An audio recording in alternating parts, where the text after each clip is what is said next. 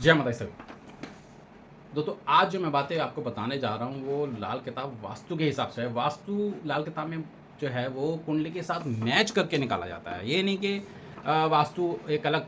Topic पे चलता है। जब हम वास्तु करते हैं लाल किताब को तो साथ में कुंडली के साथ-साथ उसे मैच करते जाते हैं। अगर उस हिसाब से उसमें कुछ उल्टी-सीधी चीज़ें पड़ी होती हैं तो उसको हम वहाँ से हटवाते हैं या उस चीज़ों को ना रखने हिदायत देते हैं। अब जैसे एग्ज़ाम्पल के लिए मैं आपको बताता हूँ, अगर आपका कुंडली में बृहस्पति खाना नंबर 3 में है और अगर आपके घर का फर्श का रंग या तो हरा हुआ, जैसे कि हरे पट्टी और सफ़ेद पट्टी के डिज़ाइन बनवा देते हैं लोग, या नीला कलर हुआ नीचे फर्श पे, तो अब यहाँ पर क्या करेगा कि जो नीला कलर है वो राहु का है और जो हरा कलर है वो बुध का है और तीसरे में बैठा है बृहस्पति, वो मारेगा टक्कर। अब खराब कौन होएगा? बृहस्पति खराब हो जाएगा, यानी कि आपके फादर, आपके दादाजी, आपका इज्जत, मान-सम्मान, पैसा, ये सब आपका खराब कर देगा। तो देखा आपने, छोटी-सी चीज़ है, यानी फर्श के कलर से आपके ग्रह को बृहस्पति खराब हो गया उस वजह से। तो इसी तरह की और मैं बातें आपको बता दूँ, ये बातें आप नोट करके रखना, ये आपको यूट्यूब में कोई नहीं बताएगा जो आज मैं आपको बताने जा रहा हूँ। तो बृहस्पति खाना नंबर 3 की बात आपको बताई है। अब मैं आपको जो अगली बात बता रहा हूँ, देखिए मैं आपको वीडियो में दिखा रहा हूँ, ऊपर देखिए आप, कि अगर बृहस्पति खाना नंबर 7 में हुआ, अगर बृहस्पति खाना नंबर 7 में है और इस व्यक्ति ने अपने घर में बहुत बड़ी-बड़ी तस्वीरें लगा ली हैं, बहुत बड़ा-बड़ा मंदिर बना लिया है और पूजा पाठ करता है दबा के, ये मैंने पहले भी आपको बताया है। तो बृहस्पति को देखिए हमने कैसे वास्तु से कैसे पकड़ा, यहाँ पर है। तो अगर इसने बना लिया तो ये व्यक्ति हमेशा दुखी रहेगा पैसे से और अपने गृहस्थ जीवन से हमेशा दुखी रहेगा। तो एक ये पॉइंट है, तो हमें यहाँ पर बृहस्पति साथ वाले को हम मंदिर ना बनाने की सलाह देते हैं कि अपने घर में मूर्तियाँ मत रख भाई, मंदिर मत बना अपने घर के अंदर, तो तेरा जीवन सुखी रहेगा। इसी तरह अब एक और चीज़ आपको बताता हूँ, जैसे कि अगर हमने साउथ डायरेक्शन में, अपने घर के साउथ डायरेक्शन में मान लो हमने कोई बगीचा लगा लिया है या हमने वहाँ पर कोई शुक्र की चीज़ रख लिया है, सपोज़ जैसे कि कच्ची ज़मीन रख लिया हमने, गमले बहुत ज़्यादा रख लिए उधर, और सबसे बड़ी बात जो मैं आपको बता रहा हूँ कि गमलों में पौधे लगा लिए साउथ डायरेक्शन में, मतलब इसका मतलब हमारा जो बुध है वो 8वें घर में पहुँच गया।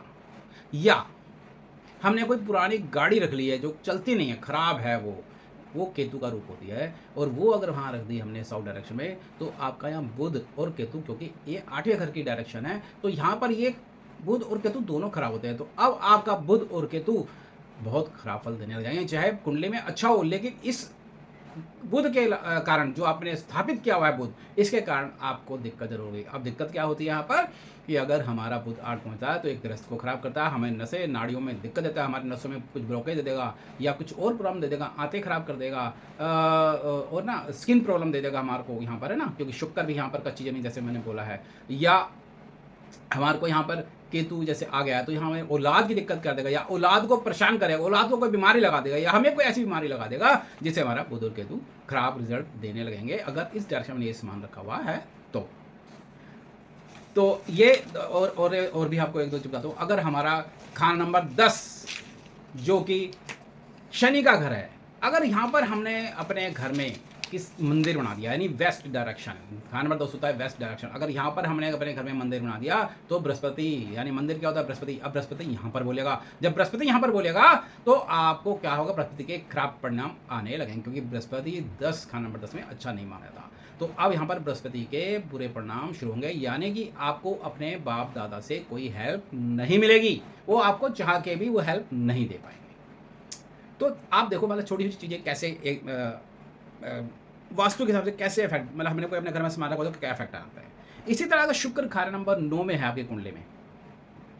और हमने अपने जद्दी मकान होता है जो हमारे पेरेंटल मकान होता है, अगर हमने अपने जद्दी मकान में कोई शुक्र का आइटम रख लिया, मान लो ठीक है, शुक्र 9 है और जद्दी मकान में यानी हमारे पेरेंट को उसमें हमने शुक्र के आइटम कोई रख लिया है, तो अब हमारी वाइफ यानी जातक की वाइफ की तबीयत खराब रहेगी, उसे समझ में आएगा कि ऐसा क्यों हो रहा है, लेकिन इसका कारण हुआ कि वहाँ पर शुक्र का आइटम बैठा हुआ है, रखा हुआ है, तो इसके लिए हम क्या करते हैं, देकर उस सामान को हटवाते हैं। अगला जो मैं आपको पॉइंट बताने जा रहा हूँ, अगर हम अपने घर में टांड बनवा लेते हैं, जैसे कि छत से, जो कि छत से और फर्श से ऊपर होती है और छत से नीचे होती है टांड, जिसमें हम सामान रख लेते हैं एक्स्ट्रा, अब तो शायद नहीं बनती लेकिन पहले बहुत बनती आज भी, लेकिन लोग बनवा लेते हैं। टांड के अंदर अगर हमने खाली गोल बर्तन रख दिए तो समझिए यहाँ पर बुध स्थापित हो गया। बुध खाना नंबर 11 में स्थापित हो गया।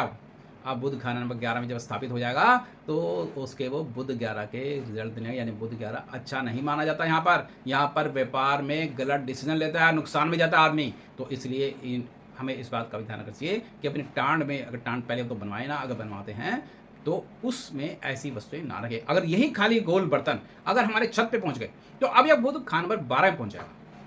अब 12 में पहुंचते अपने रंग दिखाया, क्योंकि बुध खान नंबर 12 में सबसे भयंकर दुखी करता है भाई, बहुत दुखी करता है इसके अंदर ये। तो इसलिए हमें इन चीज़ों का ध्यान रखना चाहिए। आगे और भी आपको छोटी छोटी और चीज़ें बताऊंगा कि जैसे कि हमें अपने सेफ का रखें, जहाँ पैसे रखते हैं उस अलमारी को हम किस डायरेक्शन में रखें ताकि हमारी तिजोरी भरी रहे। ये मैं आगे वाली डायरेक्शन बताऊंगा, इसका आप ध्यान रखें। या हमारा मेन डोर है तो उस मेन डोर की डायरेक्शन क्या होनी चाहिए, वास्तु के हिसाब से बता रहा हूँ, लाल किताब वास्तु के हिसाब से क्या डायरेक्शन होनी चाहिए, इस बारे में आपको बताऊंगा। तो आप मेरी वीडियो को ध्यान से देखते रहिए, इन चीज़ों को नोट करते रहिए और इसका फ़ायदा उठाते रहिए। तो आज के लिए इतने हैं, कल फिर से किसी नई वीडियो में मिलते हैं आपके साथ, और बहुत अच्छे टॉपिक जो मैंने आपको बताया है अलमारी के बारे में, पैसा बढ़ाने के लिए, पैसा है ना, तो हम इस पे नेक्स्ट वीडियो बनाएंगे। तब तक के लिए धन्यवाद, नमस्कार, जय माता दी।